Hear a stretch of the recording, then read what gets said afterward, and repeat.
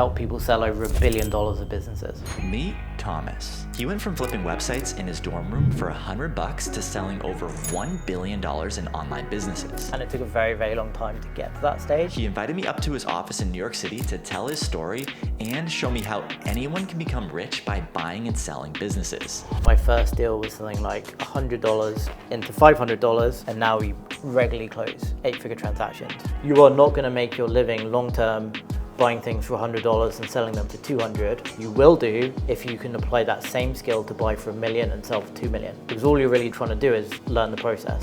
He shares a masterclass on how to flip businesses for profit, how to negotiate deals, and how you can buy your first business with $0. Welcome to Starter Story. All right, so let's go back to the early days. I know you got a big team now. You're in this big, fancy Manhattan high-rise, but how did you get into this industry? Yeah, so when I was at college, like many college kids, I was trying to find ways to make extra money. I discovered very early on the idea of buying and selling domain names. And this was back in 2008, 2009. Bought my first domain name, sold it for slightly more money. I never really understood the idea of domains because I didn't really get how they had any value. So I then discovered you could buy established websites, which were businesses because they made money, and you could buy them and sell them for more. I think the first deal I ever did was I bought a website for $100, got that to making a little bit of money every month, and then I sold it at the end of the month for more than I paid. So I think my first deal was something like $100 into $500, and because I didn't have any money, that was on my credit card. So I was paying off my credit card by physically selling, and then moved up from there. So started with nothing, started out buying and selling myself. After I'd done that for a while, in 2010, when I technically founded FE International, I was graduating college. I didn't want to get a job. I wanted to turn it into a full-time business. But because I didn't have any money, it was very difficult to make a full-time living buying and selling. So I wrote a book about buying and selling, websites, domains. So I thought back then it was very popular. I got really fortunate. It got off the ground, started making enough to pay rent. I thought I would never have to do anything other than just sell courses or sell books, essentially. What ended up happening is people that would go through the course and they'd read the book and they'd say, Thomas, I've watched all the videos, read the book, listened to everything. I'm in the membership area. I have a business. Can you sell it for me? So I had no idea what M&A was either. And I thought, well, I can help you sell. I don't have to put up any money myself. It's a process I already understand and I can get paid to do that. So that's how I accidentally stumbled into M&A. There was no M&A firms that did this. There were no business brokers. If you had a really big business, you couldn't call a big investment bank because they wouldn't return your phone call. So very much offered a service that no one else did. And really built it from there. Okay, so in college, you were just flipping websites almost like for fun. Can you tell me a little bit more about that? Yeah, I think at the time, when you're at college, if you didn't have any money like I didn't, you had to make some money somehow. So the option was either go work at a bar, work at a restaurant, or find a way to make money myself. So after I did my first deal, and even though it was only a tiny amount of money, I figured it's something you can do basically any time of day, as long as you had a laptop and an internet connection. My challenge was always the fact I just didn't have any money. So the challenge I always set myself was either max out my credit card or put as much as I could on my credit card at the beginning of the month and then try to sell it by the end of the month. And if I hadn't, it'd be accruing interest. So it was kind of an incentive to get a deal done. Businesses like yours and like Helpful Resources didn't exist 15 years ago. There was no way you could go to learn about how to build a business. So there were some forums. Forums don't really exist today. People go in Facebook groups, they go on Twitter, they go on TikTok, wherever they might be. But that's where people now discover information and tips. But back then there was no playbook. You had to figure it out. That's what I did for a long time. So I was very much self-taught. I think if I were to start the business today, I probably would have never started the same business because there's so much information out there. I probably would have found something else to start that I would have found equally interesting.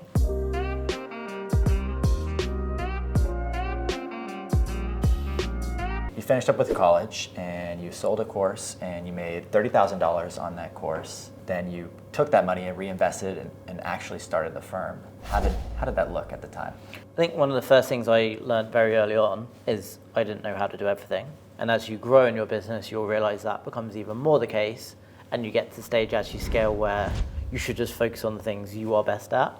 And if you're not the best at it, you should hire people to do that. Believe it or not, I was not in any way technical. So buying, selling websites, but I had no idea, and I still don't today, anything server related, anything technical. I could make some basic edits myself, but that was really it. So the first thing I did was we opened a small office and we hired 2 people. They were helping on the technical side. I was essentially doing all the selling, and that was the very early days of the business. My current business partner, Ismail, joined. He'd worked at a big investment bank, came into what we were doing and applied everything he had learned doing multi-billion-dollar transactions to the biggest deal we'd done back then was $30,000, applying the same processes to that.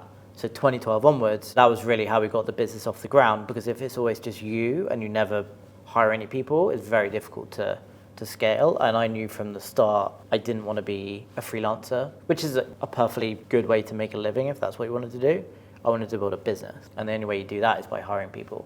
When you look back at that time, what was your biggest learnings from that?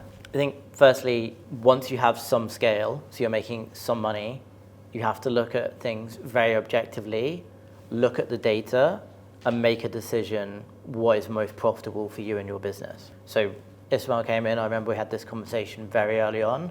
He said, Thomas, you're working on 4 different parts of the business. This part makes all the money. These parts do not make so much, but you're spending 80% of your time on the things that don't make any money. So you could call it Pareto Principle. I was spending 20% of my time on the thing that made 80% of the money. So we said, and we decided, why continue doing the other things? Let's stop doing them and focus on the things that are working. But yeah, very early on we were data driven, and it was really just what made us the most money. And like ultimately we were trying to build a business. You don't have a business if you're not making money, so that's what we decided to do. For our audience who wants to maybe find the first business that they'll buy, what would be your advice on how to find good businesses for cheap? Yeah, so the first thing you need to do is figure out what you want to invest. There's no point looking for a business to acquire if you don't know how much money you have or what you're looking to achieve. So start with budget. Start by identifying a business model you're comfortable with. So maybe you want to buy a blog. Maybe it's a SaaS business. There's no right or wrong answer to what you want to buy. From there, once you've established what your budget is, then the best way to find potential deals is email people, reach out. The great thing about the internet today is relatively easy to find out where people are hanging out.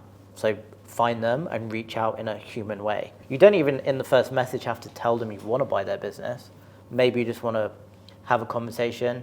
I would definitely avoid a generic message, because if you want to get hold of a busy founder like me, for example, if you reach out and say, hey Thomas, love what you're building, can we do a phone call? The answer is always going to be no. If you explain what you're doing, like, hey, I'm starting out, I'm looking to acquire a business, yours looks like a great fit, are you interested in a conversation? Then if it is a potential good fit and they're interested, they will reply to you. And from there, there's no tricks.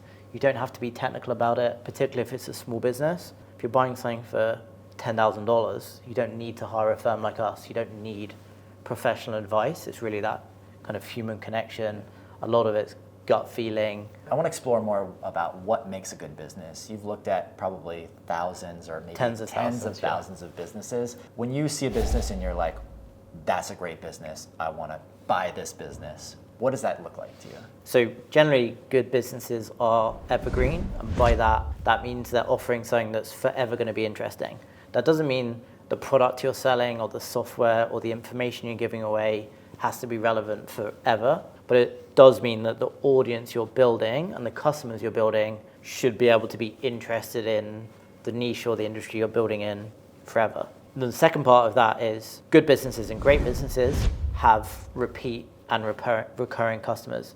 That doesn't necessarily mean you have to build a SaaS business where people pay you $100, $1,000 every month to access your product. But what it probably means, if you're selling a physical product or a digital product or whatever it might be, do you have people coming back? So that could be use a newsletter, that could be you email people on a consistent basis. So you have to have some repeat or recurring business. Doesn't necessarily mean you can't build a business without that, but it's much, much easier. If you have $100 to spend on marketing, it's always better to spend that $100 making more out of customers you already have, rather than trying to find new people and persuading them to spend money when they don't know who you are or what your business is. And then the third thing that makes a really good business is ultimately a business that's growing.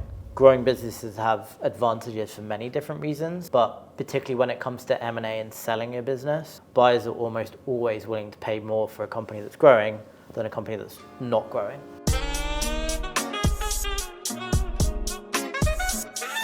All right, so let's talk successes. What was your most successful deal, or at least a business that you bought or sold that really changed the game for you? The first deal for us, which really moved the needle and changed the business into a completely different level, was the first time we sold an 8-figure business. So that means a business that sold for over $10 million. In the M&A space, at that level, you start breaking into a different level of deals. You start attracting a different type of client. And it took a very, very long time to get to that stage. And the nature of M&A is once you've done one deal, it then compounds and you do more and more. And now we regularly close 8-figure transactions. But yeah, the very first deal over that level was, at least starting in the industry, no one was selling businesses over $10 million. The biggest deals you would see would be 100,000, 500,000, maybe $1 million. So first deal over 10 million, and then it really like compounded and snowballed from there. And what did that deal look like, or how did it manifest? So it actually came from a referrer from a past client we'd worked with. We had sold a smaller business for him, and he said if I was going to trust anyone with my business, it would be Effie International. So the client knew we hadn't sold anything that big before, but because they had the referral, they knew we would do a good job. And ultimately we did. And really the difference between selling a $1 million business and $20 million business isn't really that different. It's slightly more technical, it takes a bit more time, it involves generally more attorneys and accountants and different third parties, but fundamentally if you know how to sell something for $1 million, you can sell something for 20. What kind of commission or structure do you usually get on a deal like that, or generally in the M&A space? Yes, it depends on the size of the deal, but fees generally on smaller transactions start at 15% and then tier down. So the bigger the business gets, the lower the fee you get to. And that really continues to tier up until you have a multi-billion-dollar business. Fees will be even lower. So if you're selling something for $100,000, while it would be too small for us, you're probably going to be paying 15%. If you're selling a business for 100 million, you're going to be paying significantly less than that. All right, let's talk pricing and valuation. If you sell a business, is it generally a multiple of revenue or profit, or how does that look? So for most small businesses, so probably everyone listening, you generally don't get a revenue multiple. There's a lot of misinformation out there around valuations, but revenue multiples are uncommon. You generally get a multiple of profit. I think the reason sometimes that misinformation gets spread around is a lot of small businesses, if you're running them by yourself, your revenue and profit number might be really similar. We see lots of businesses which make $50,000 a month, but only have $5,000 a month in expenses. That's fine, but you're still going to get a multiple of profit. And that multiple range can really vary. Like the average small business is probably in the 4 to 10 times annual profit range. Like really good businesses might be higher than that. Like bad businesses might be below that or not sellable at all. But generally you're going to be like the middle of that range for the majority of businesses, particularly if you have recurring customers, you're growing, and you're in a space which is going to be around for a long time.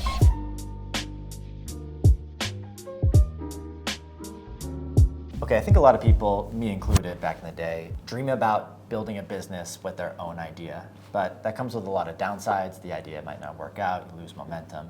I think there's a lot of upside to buying a business rather than starting it. So what does that look like to you? Yeah, so the worst thing about buying a business is you need the money. The best thing is almost everything else. So if you're buying a business, assuming it's making some money, and you shouldn't buy a business if it isn't making money, depending on your skill set, you might identify something that the existing owner has done a good job of, but you don't really know much about, or something they haven't done much of that you can do a really good job with. So a good example might be a software business. People buy good software businesses which are small. The founder of the business is extremely technical, but they don't know how to do marketing. So if you're a good marketer, you can take that business which has traction. You can build, doesn't even need to be multiple marketing campaigns. You can build SEO campaigns, social media campaigns, email campaigns, whatever it might be, to build that business. But the variable you're never worrying about is, will someone pay for it? Because it already has an audience. And does the product work? Because again, it's already got people paying for it. So that's generally the best way to approach something if you're going to buy it. Buy something where your skill set can add to it. You don't necessarily need to have the same skills as the founder. Ideally, you need to have slightly different skills. All right, let's talk about negotiation. Everyone's thinking about that when they go to buy. How can you get the best price as a buyer and sell for the most as a seller? How does negotiation typically work in your experience? The thing with negotiation is, firstly, negotiation is a really useful skill to learn because you can use it in every single part of your life. That doesn't mean I'm suggesting you go into a grocery store and start negotiating the price of apples, but you can do many, many different things if you're a good negotiator. When it comes to buying or selling a business, the first thing to think about as a seller or a buyer, it doesn't matter which side of the table you're on, is what are you trying to achieve? Is it the most money possible in your bank account if you're a seller? Is it the least amount of transition time possible as a seller? Is it you want to sell to someone who's going to maintain the business as you have been and keep the same team? And then often as a seller, it's a bit of a trade-off. You will get multiple offers on the table and all of them will be different. You won't have two offers which are exactly the same. So you might have one buyer who offers you the most cash, but they want the longest transition period. So they want you to work for them for 2 years. And then you might get another offer which is slightly lower amount cash, but they're happy for you to leave the business in 3 months. So when it comes to negotiating and approaching that negotiation, you need to decide what matters to you the most. If you don't know, the worst thing to do is just pushing back on every point. And that's the same with any negotiation. If someone sends you a list of 10 things they want, if you argue back on all of those 10 points, you're far less likely to be successful. The best way to approach it with any negotiation, particularly when it comes to business, is to go through the list, decide what you care about, and decide where you want to pick battles, and realize that it's important you give the other side, buyer or seller, some wins. But I've always found the best way to approach it is decide what you want, decide what the most important things to negotiate on for you, and hopefully the best negotiations work where the things that matter most to you as a buyer and most to me as a seller are different. So I push on what I care about, you push on what you care about, and we meet somewhere in the middle. That's the best way to approach negotiation. You're doing big things now and you have a lot of capital at your disposal, but what would be your advice for someone who has no money and wants to buy their first business or flip their first business as you did in your early career? So first thing, don't necessarily decide it has to be a business. You can find anything to flip. And then the second thing is you need to find some money. So I don't care where you find it, but you need at least something. So either go get a job for a few days and make some money, borrow some money, or do something to get you access to some capital. It's significantly easier to do deals if you have $100 versus $0, because very few people are willing to give you anything for $0, whereas $100 you have lots of different options you can buy. From there, the most important thing when you're starting out is like learning a process and learning how to make some money. There's lots of people that will tell you can do this, but it's unlikely. You don't need to turn $100 into $1 million. Perfectly fine to buy something, turn that $100 into 150 or 200 or 300. And you also early on, regardless of what you're buying and selling, you shouldn't worry about something that's necessarily going to make you a living or even worth your time by the hour, because all you're really trying to do is learn the process. You're learning how to sell, you're learning how to negotiate, you're building up subject matter expertise. You are not going to make your living long term buying things for $100 and selling them for $200, but you will do if you can apply that same skill to buy for $1 million and sell for $2 million, or $10 million and sell for $20 million. But you have to start somewhere. If you don't get any capital to do the first deal, it's going to be difficult, and if you don't learn the process, it's going to be difficult as well. So start small, appreciate the first couple of deals you're going to do. The goal is just to make a profit. It doesn't matter how much that profit is, some profit over time. If you ever want to work with investors, for example, investors are much more likely to work with people who can show a track record. Even if the track record is small, if you can show, hey, look how many times I've turned $10,000 into $20,000, I'm trying to build something bigger, will you back me? If that's what you want to do, there'll be options for you. Yeah.